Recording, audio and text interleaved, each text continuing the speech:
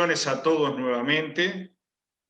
Está detrás de cámaras mi señora, con la cual hablábamos recién y veíamos el entusiasmo que hay y lo fundamental en toda iglesia, que es el factor humano. ¿De qué me vale tener una iglesia de $1 millón si la gente que tengo está muerta espiritualmente o solo vive de apariencias? Pero cuando hay material como ustedes tienen, es un privilegio ser el siervo de ustedes, el que administra los bienes celestiales y con una preocupación y ocupación y disposición como tiene vuestro pastor, a quien a la distancia y a través del tiempo estoy aprendiendo a amar, respetar y valorar lo que él hace, como sé que ustedes también lo hacen con él. Y muchas veces no nos damos cuenta y solo demandamos, pedimos atención porque somos miembros de una congregación y el pastor tiene que servirnos. Esa es la media verdad. Porque si una congregación no es recíproca con el pastor, estamos caminando medio rengos. Pero cuando hay un ida y vuelta entre el ministro llamado por Dios y la congregación que comienza a capacitarse y a crecer para poder servir a Dios de la misma manera que algún día lo hizo el pastor con nosotros hacerlos con otros, el ida y vuelta está basado en el amor, en el respeto y en el valorar la tarea del que oye como del que imparte. Entonces eso termina formando el cuerpo de Cristo en la tierra llamado iglesia, porque iglesia no es el edificio, amados, iglesia son las personas. La iglesia hoy día está funcionando en los trabajos, en los lugares de estudio, en el supermercado, en un apartamento cuando visitamos a alguien. La iglesia hoy no tiene límites. Ha descubierto que la iglesia es usted y soy yo. Y donde estemos, al estar el Espíritu Santo en nosotros viviendo, representamos al cuerpo de Cristo y somos un miembro dentro de ese cuerpo que quiere extenderse y desarrollarse a la medida de la plenitud de Cristo. Y ahí vamos, y estamos bien rumbeados. Estamos siendo dirigidos nada más ni nada menos por aquel que está ocupando el lugar de Jesucristo en nuestra vida, el Espíritu Santo. Y cuando el Espíritu Santo empieza a convocar a sus hijos al nuevo nacimiento, al servicio a través del llamado, nos sentimos plenamente realizados, ubicados y en el lugar correcto. Como usted hoy se siente ahí, en su casa, que puede ser atractiva a los vecinos y puede ser motivo de envidia para los que los conocen, o puede estar en una casa que no es la que usted está pretendiendo tener y es para usted insignificante y humilde. Pero le quiero decir, amado, todos los comienzos pequeños, cuando se es fiel y leal, terminan en un fin glorioso, hermoso y próspero. Por eso, amado, reitero como un día dijo el apóstol Juan, amado, yo deseo que tú seas prosperado en todas las cosas y que tengas salud, así como tu alma está en prosperidad. ¿Cuál es el termómetro de la verdadera prosperidad en Dios? Es nuestra alma, el estado de nuestra alma en Cristo. Por más humilde condición que tengamos en nuestra casa, por más humilde que sea el trabajo que tenemos, por más humilde sea el rango social a que pertenezcamos, por más humilde que sea el barrio, la ciudad o el país donde estemos, si nuestra alma está ubicada en el centro de la voluntad de Dios, hay esperanza de desarrollar todo el potencial en Cristo Jesús y recibir todas las bendiciones, como sé que tú estás preparado para recibirlas.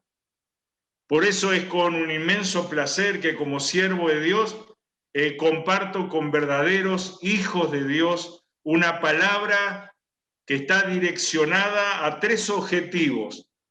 Yo soy maestro de la Biblia, soy teólogo, y me gusta examinar en profundidad y tratar de ser lo más claro posible, porque por más que tenga una comida que es el manjar más rico de la tierra, si no lo pongo al alcance de las personas que tienen hambre y deseo de comer algo sustancioso, soy una persona altanera, una persona que no tiene conciencia cristiana y que lo único que busca es exaltarse a sí mismo y el conocimiento que tiene.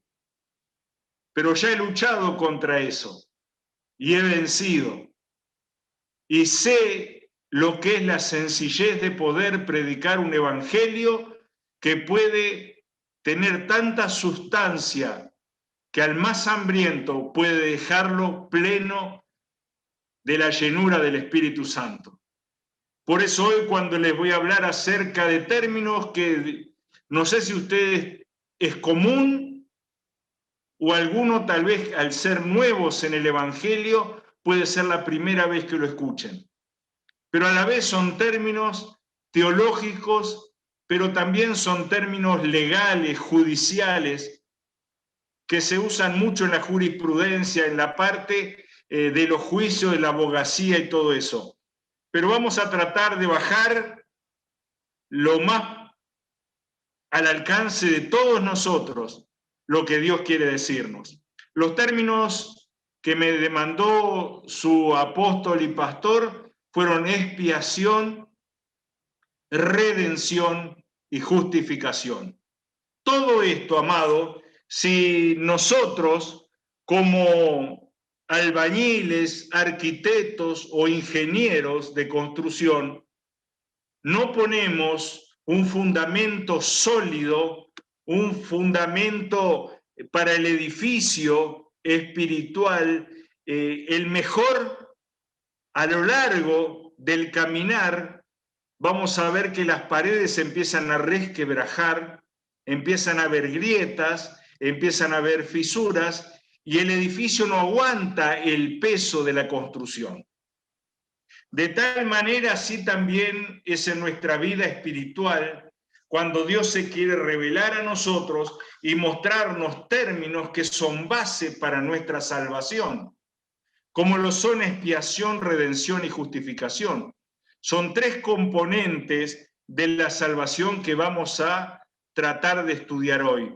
Por cierto, que hay más de 10, entre ellos está la adopción, entre ellos está un montón de términos más que todos ellos juntos nos permiten estudiar en profundidad lo que es la salvación y el Salvador. Así que, por tanto, cuando nosotros hablamos acerca de la salvación, que en términos difíciles la soteriología, la ciencia que estudia la salvación, nosotros tenemos que tener estos 3 conceptos bien claros. Un edificio bien construido me da a mí la esperanza de ir agregando peso sobre él, pero no así algo que está no bien construido. Por tanto, lo primero que vamos a examinar es la palabra expiar. ¿Qué significa? ¿Qué significa expiar? Ustedes, como acá en Uruguay, muchas veces cuando una persona se comporta fuera de la ley, escuchan los términos de televisión, de informativos, de diarios, expió su culpa. Él fue un asesino, tiene 25 años de cárcel. ¿Han escuchado eso, amados? Sé que no tienen todos voz, pero tienen la manito para levantar. ¿Han escuchado ese término? Expió su culpa. Porque mató a fulano de tal, le dieron 25 años de cárcel. Entonces quiere decir que el expiar significa sufrir un castigo por mi culpa, por mi proceder o por mis errores o por mis errores. ¿Estamos de acuerdo? Pero miren ustedes, la expiación en cuanto a la palabra de Dios tiene un costo inestimable, no tiene precio, es invaluable. ¿Por qué motivo? Porque hubo alguien que se puso en lugar nuestro para pagar todas nuestras deudas con Dios y poder acercarnos y reconciliarnos con Dios. Y es Jesucristo, el mismo Jesús que fue a la cruz del Calvario, dio su vida por todos nosotros. Entonces, Él es el sustituto para nuestra expiación de culpas. Y todos nuestros pecados que por la justicia de Dios y por el juez Jehová Dios de Israel, debería un día nosotros presentarnos ante Él para pagar nuestras culpas. Jesús se puso en medio y dijo: Padre amado, ¿ves el sacrificio mío en la cruz del Calvario? Yo expío, yo pago la culpa de ellos y para ellos ya no hay más culpa. Yo expío, yo quito la culpa de ellos y les entrego perdón y vida eterna. La expiación es nada más que aquello que algunos dicen: este es el chivo expiatorio, o sea, el que paga la culpa por el error del otro. Jesús, viendo que para nosotros era demasiado la carga para pagar todos nuestros pecados, Él dijo: yo soy el sacrificio perfecto para que las culpas de Él, de Loida, de Domiciano, de Keiner, de Bianca, de Delfina, de Franklin, de Ashley, de Ivir, no lo pague él yendo al infierno separado eternamente de Dios, sino que yo me pongo en el lugar de la expiación, en la cruz del Calvario, derramo toda mi sangre en favor de él y le voy a dar vida eterna, porque para mis ojos es estimable. Lo amé de tal manera que pongo mi vida en expiación por el pecado de él. Y nosotros, portadores de esa bendición, tenemos que estar infinitamente agradecidos a Dios, sabiendo que en esa expiación es harto, abundante y suficiente para calmar la ira de Dios por el pecado de toda la humanidad. Y en forma especial por nuestros pecados.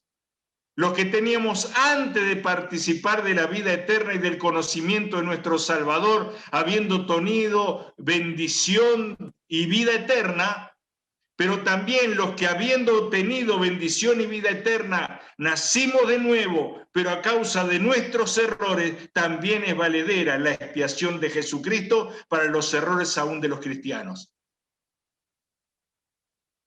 Ahora, la intervención divina, por ende, es sustitutiva. ¿Por qué? Porque tenía yo que estar en el lugar de juicio de la cruz del Calvario para, como castigo, pagar todas mis culpas. Pero hubo un sustituto, Jesucristo el justo, el que nunca había pecado. Él se puso en mi lugar. Por tanto, la expiación de él, el pago de mi culpa, no solo me pertenece a mí, sino que está puesta para todo hombre que pisa la tierra. Cualquier hombre, por peor testimonio que tenga, por más maldad que en su corazón tenga, por más que sea un traidor, un homicida, por más que sea un adúltero, un fornicario, a él, por amor de Dios, le puede alcanzar el pago de su pecado en la expiación que hizo Jesucristo por nosotros. Por tanto, la expiación puede alcanzar a cualquier hombre y mujer en la tierra, pero solo es efectiva cuando hay fe en la obra de Jesucristo. O sea, solo es aplicable esa expiación de manera efectiva cuando un hombre nace de nuevo y por el Espíritu Santo alcanza la salvación y la vida eterna. Por eso, amado, tú eres favorecido por la expiación que logró Jesucristo en la cruz del Calvario. Tú eres objeto de esa expiación y nadie más tiene que pagar el precio por tus errores pasados, presentes y futuros. La sangre de Jesús es el precio de la expiación que es suficiente ayer en nuestra vida pasada, hoy en nuestra vida diaria, pero también está preparada para el pago de todas nuestras deudas en nuestro futuro. Así que, por tanto, no temas en andar en fidelidad, en amor, en lealtad al Señor, porque el precio que Él pagó es suficiente para mantenerte firme, ocupado y velando por esta preciosa salvación. Amén. ¿Cuántos dicen amén? Dios los está bendiciendo. Digan amén. Miren que ustedes tienen un fuego especial para alabar y adorar al Señor, pero también veo que tienen un fuego especial para aprender las cosas del Señor. Y las cosas que vienen como a su buen depósito, como le dijo Pablo a Timoteo, guarda el buen depósito que tienes ahí dentro. Se refería al corazón, porque tenemos un solo corazón, no dos, para depositar en un corazón lo bueno y el otro lo malo, sino que en el mismo corazón es el depósito para todo lo que recibimos. Pero a medida que Dios va trabajando y vamos comprendiendo la obra expiatoria de Él, también nosotros nos vamos santificando y purificando y sacando de nuestro único corazón lo malo para que lo que Dios quiere para nosotros ocupe todo nuestro corazón. Por eso, cuando esto se logra y vamos ampliando el conocimiento de la persona de Dios, tiene que ser espontánea nuestra reacción ante las verdades bíblicas. Así que, por tanto, hermano, la expiación beneficia solo a los que confían en Jesucristo. ¿Les quedó claro, amados? ¿Puedo pasar a otro tema? ¿Les parece bien? Dedito para arriba. Ok, Dios les bendiga. Vamos entonces al segundo tema, a la redención. Redención. ¿Qué significa redención? Es nada más ni nada menos que alguien que paga un precio por un objeto o por una persona. El término redención en la Biblia lo usaba mucho Pablo, y Pablo estaba acostumbrado a ver los mercados de esclavos. ¿Usted sabe lo que es un mercado de esclavos? Como sufrimos en varias partes de Latinoamérica, cuando sufrimos las invasiones inglesas, las invasiones portuguesas, las invasiones españolas, había personas las cuales eran tomadas como esclavos y después iban a un mercado de esclavos en los países del primer mundo y los ofrecían y los vendían al mejor postor, hacían como un remate. En el tiempo de Pablo, que es el que mejor explica esto de la redención, él veía que llevaban de diferentes puntos de las naciones personas conquistadas en una guerra, la tenían en un mercado de esclavos y las ofrecían. Iban, le examinaban cómo tenía los dientes, le hacían levantar fuerza, veían cómo estaba, y dice, ¿cuánto me pagás por este? Y Pablo veía que las personas que tenían con qué pagar, los llevaban de esclavo a sus hogares para las tareas diarias, para trabajar en el campo, para trabajar con el ganado, etcétera, etcétera. Ese precio que la persona pagaba era el precio por la redención, para redimir, para comprar a esa persona. Entonces el término redención en el Nuevo Testamento significa que alguien nos sacó del mercado de esclavos cuya propiedad era del diablo y nos hizo libre Jesucristo pagando el precio de su sangre por nosotros. El precio de nuestra salvación no está basado en nuestro comportamiento. El precio de nuestra salvación no está pagado por la conducta que tenemos. Debemos estar absolutamente convencidos y entregados a la idea de que el precio que pagó Jesucristo es el único valedero para Dios para sacarnos del mercado de esclavos cuya sede final era el infierno. Pero para ahí no vamos. Debido a la expiación y a la redención, nuestro destino ha cambiado, amados. Ya no estamos para una vida eterna fuera del control y de la presencia de Dios. No estamos como destino el mismo que teníamos antes cuando éramos pecadores que no habían tenido la redención, que nadie había pagado el precio por nosotros, que andábamos como parias y como huérfanos por el mundo, solo dando lástima por nuestro comportamiento. Hoy alguien se puso en lugar de nuestro, expió el pecado, quitó el pecado y nos dio perdón, pero también pagó el precio para que seamos su propiedad. Tú no eres propiedad del pecado, tú no eres propiedad del diablo, tú eres propiedad de aquel que pagó el precio en la cruz del Calvario. Tú eres de Jesucristo, amado. Gloria a Dios. Gloria a Dios. Por tanto, no puedo comportarme como el mundo, porque no le pertenezco al mundo. No me puedo comportar como un hijo del diablo, porque no soy hijo del diablo.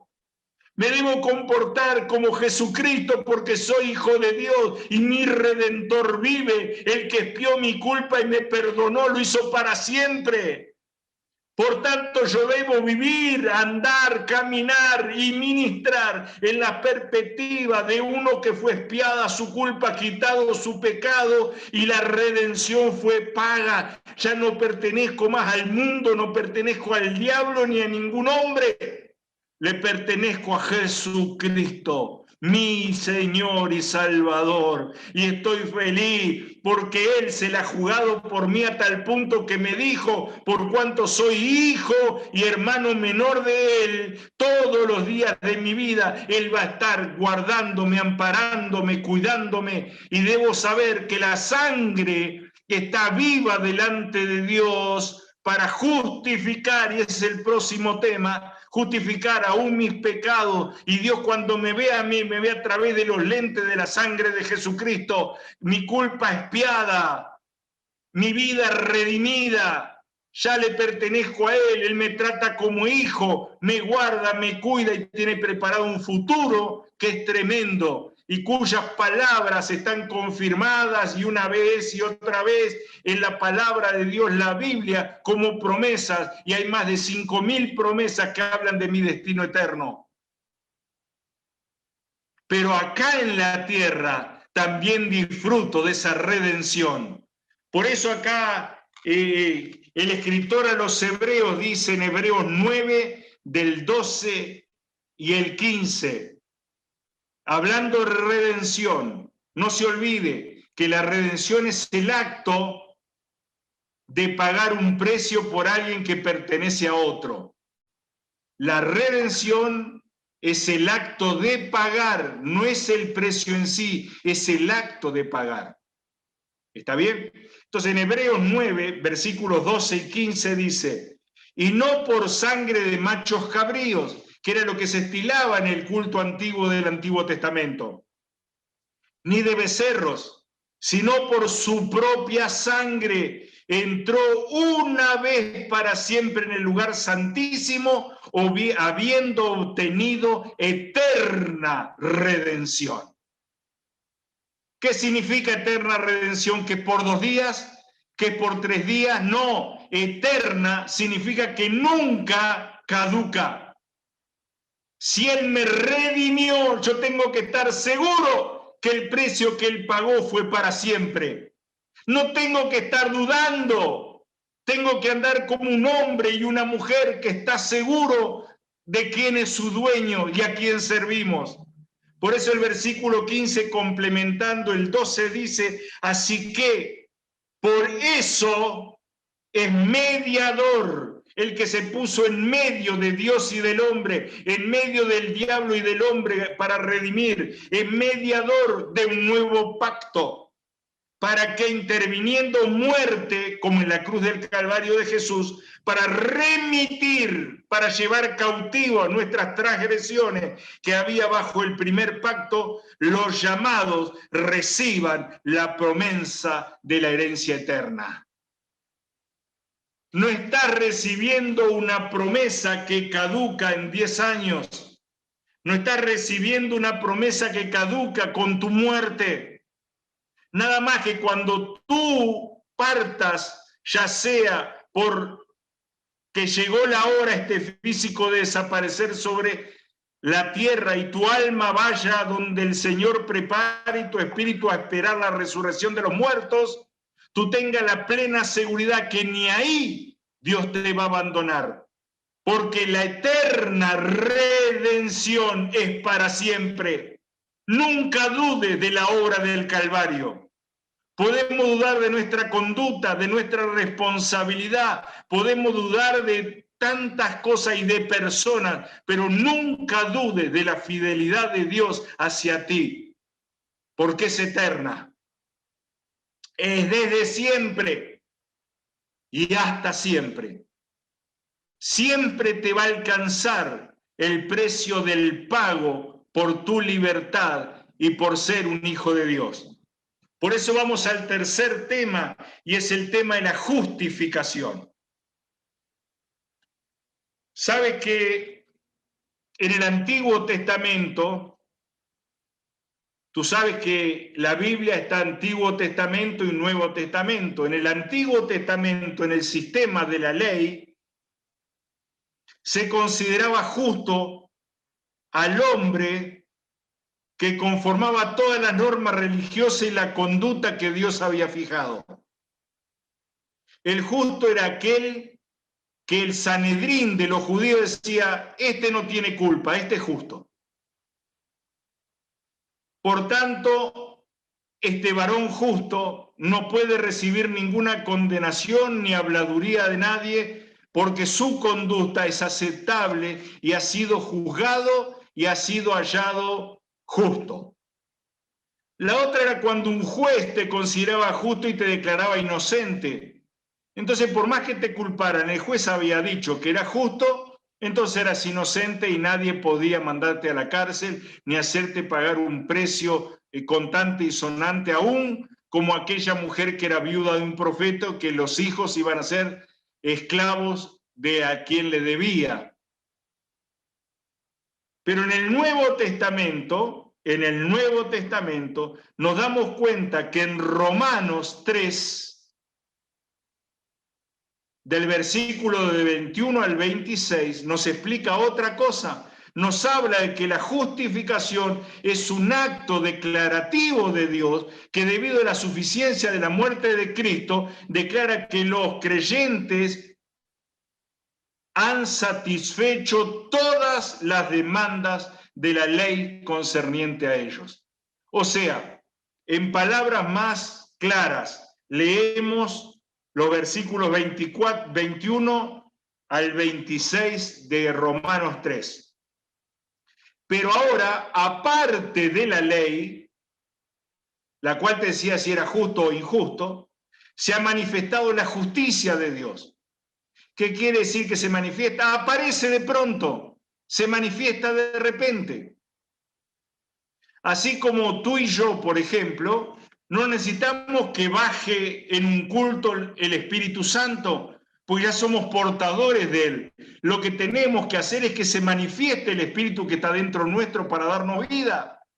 Por eso dice, cuando se manifiesta la justicia de Dios, ya no somos juzgados como en el Antiguo Testamento, sino como el Nuevo. ¿Y de qué manera entonces?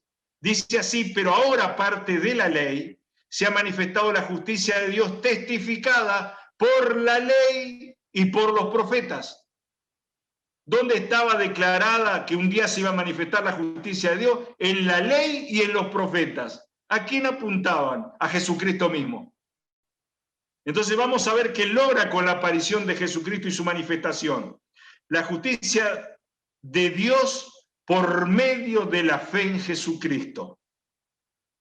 Para todo lo que creen en Él, porque no hay diferencia, por cuanto todos pecaron y están destituidos de la gloria de Dios. O sea que por mi conducta, yo estoy destituido de la gloria de Dios por ser pecador. Pero un día se manifestó la justicia de Dios. No mi justicia, la justicia de Dios. Hubo un justo que nos redimió. Hubo un justo que expió nuestra culpa y nos dio perdón. Ahora ese mismo justo nos justifica y nos hace justos no por nuestras obras para que nadie se gloríe. Nos justifica por la muerte y resurrección de Jesucristo y nos saca de muerte a vida y nos inviste de un nuevo hombre que ya no anda en la carne, sino que anda en el espíritu. Y trata de complacer a aquel que pagó el precio, que lo redimió y que lo está justificando, nada más ni nada menos que al mismo Señor Jesucristo.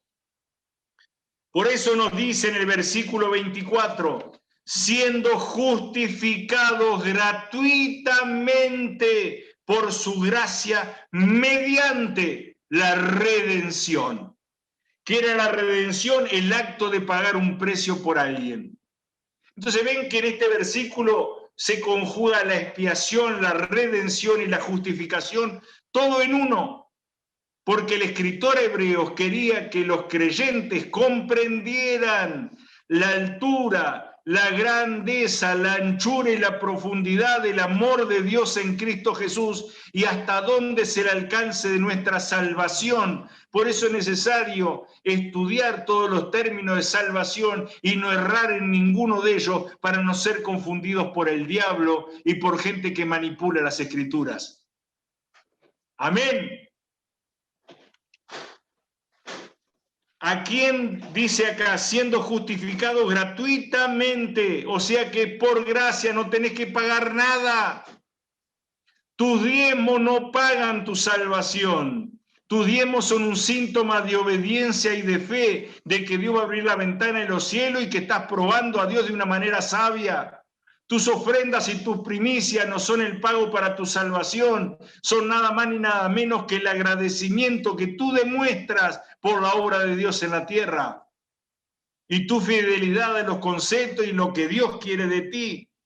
Por eso, siendo justificados gratuitamente por su gracia, mediante la redención que es en Cristo Jesús, a quien Dios puso como propiciación por medio de la fe en su sangre, para manifestar su justicia a causa de haber pasado por alto en su paciencia los pecados pasados.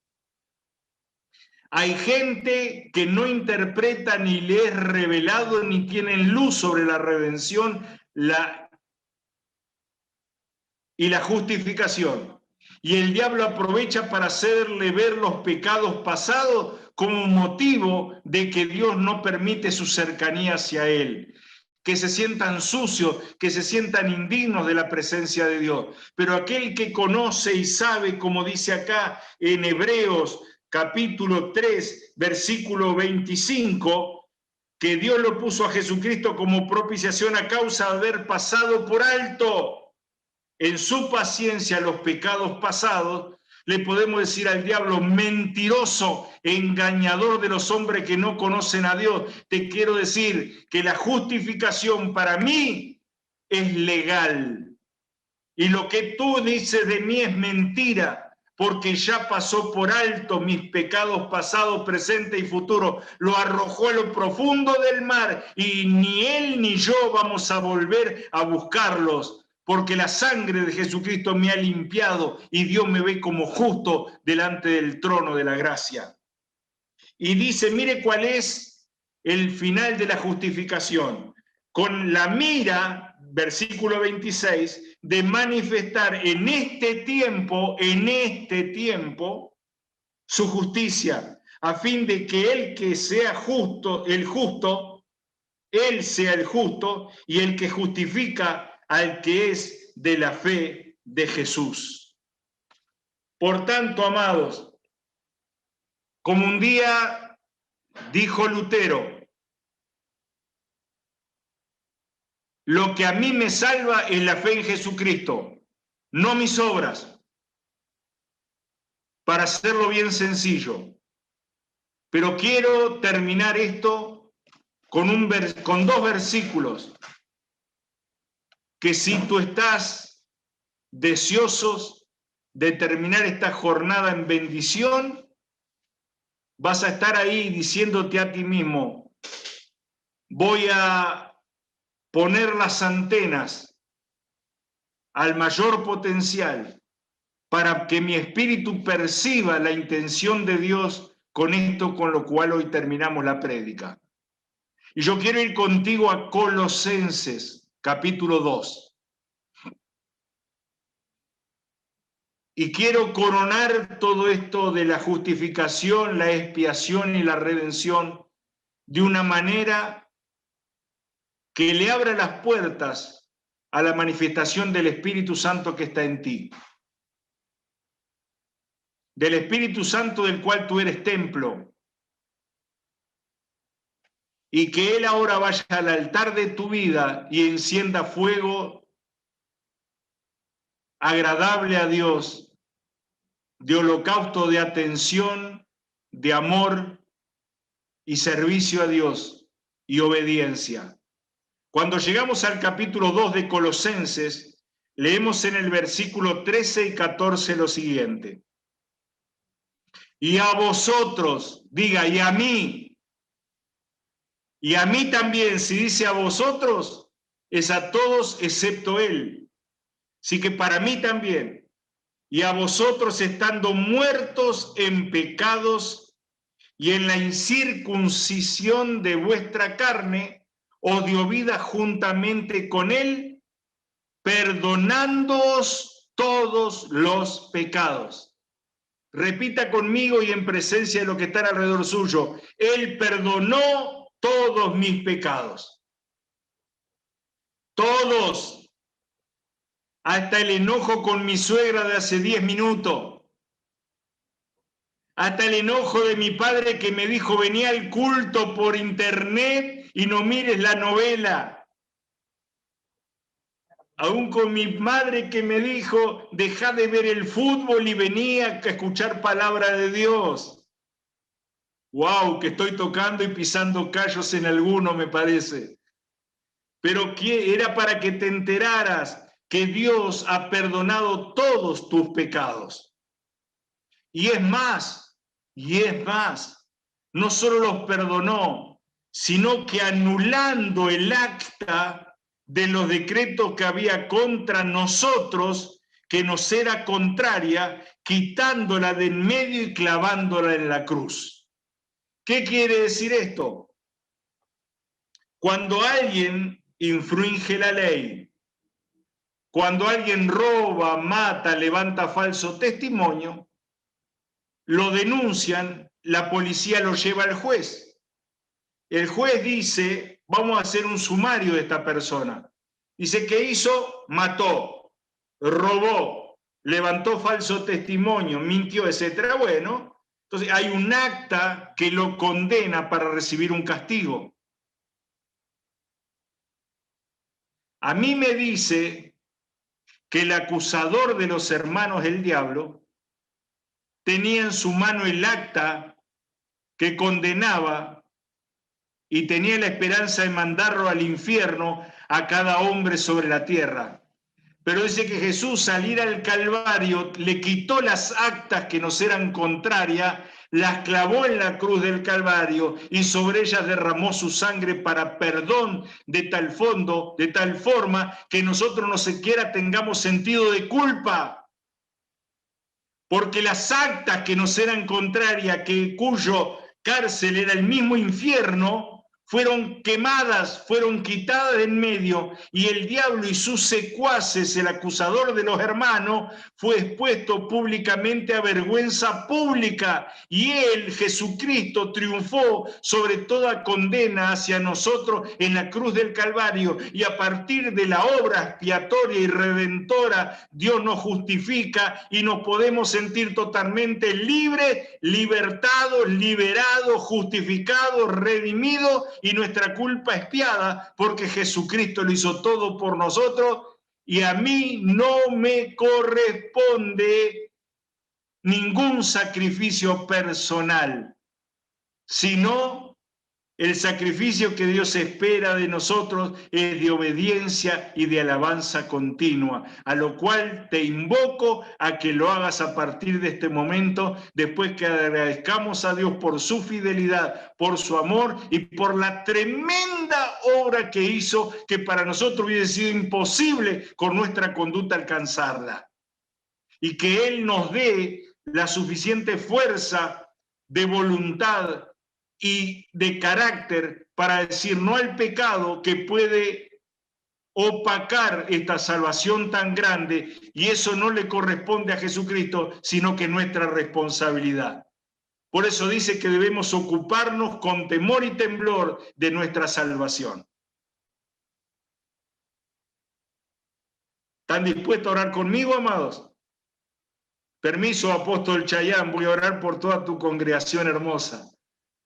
Padre eterno, hemos pasado un tiempo donde he sentido y hemos sentido que el Espíritu Santo ha tomado el control no solo de la boca de este servidor tuyo, sino de la mente, del corazón y del espíritu de cada oyente y de cada participante de este culto glorioso por Zoom, sobre las cuales pido que estas cosas que son promesas que tú has alcanzado y que pertenecen a la vida y a la salvación de cada uno de nosotros, se afirmen como conceptos que anclan en nuestra vida la salvación de Jesucristo y nos permita entender el alcance y la profundidad de esta salvación tan grande.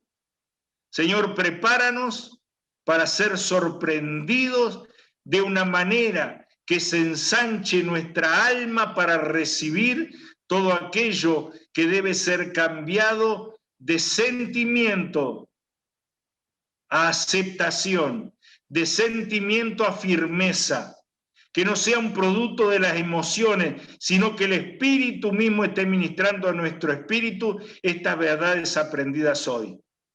En el nombre de Jesús, muchas gracias, Padre, y bendigo y recibo la bendición de cada uno de los que hemos participado en este hermoso Zoom. Gracias, Señor, en el nombre de Jesús. Amén.